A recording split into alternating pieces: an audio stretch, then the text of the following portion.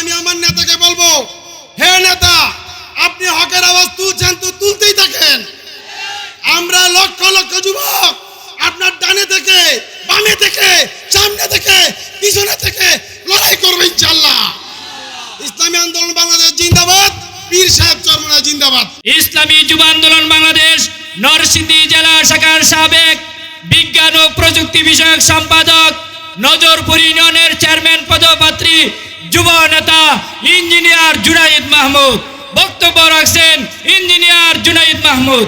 জুলাই গণঅভ্যুত্থানের মহানায়ক শায়েখে চরমনাই, ওনার দ্বারা কি আপনার সমাজে, আপনার পাড়ায়, আপনার মহল্লায় চোর, বাটপার, বদমাইশ, চাঁদাবাজ, ছিনতাইকারী ভালো হয় নাই? হওয়ার পরেও ওনার বিরোধিতা আপনারা কেন করেন?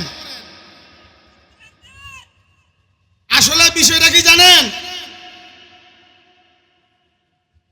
আমরা তো তৃণমূল পর্যায়ে থাকি, ওখানে বিভিন্ন নেতাকে আমরা জিজ্ঞাসা করি, বুকে হাত দিয়া বলেন তো চরমনাই হুজুর যা বলে সত্য না বেঠিক, সত্য না মিথ্যা? আমরা যখন প্রশ্ন করি তখন ওনারা বলে আসলে চরমনাই হুজুর যা বলে সব সত্য।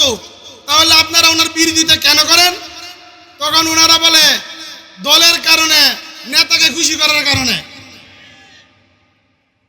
আসলে বাংলাদেশে এমন একজন নেতা দেখান যে নেতা ক্ষমতায় না যাওয়াতেই, ক্ষমতায় না যাই তারা সমাজের প্রত্যেকটা স্তরে ভালো মানুষ তৈরি করতেছে। অতএব আমি আমার নেতাকে বলবো, হে নেতা, আপনি হকের আওয়াজ তুলছেন তো তুলতেই থাকেন।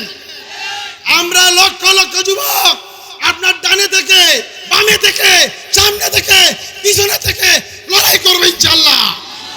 ইসলামী আন্দোলন বাংলাদেশ জিন্দাবাদ, পীর সাহেব চরমনাই জিন্দাবাদ। ওমা আলাইনা ইল্লাল বালাগ। আসসালামু আলাইকুম ওয়া রাহমাতুল্লাহ।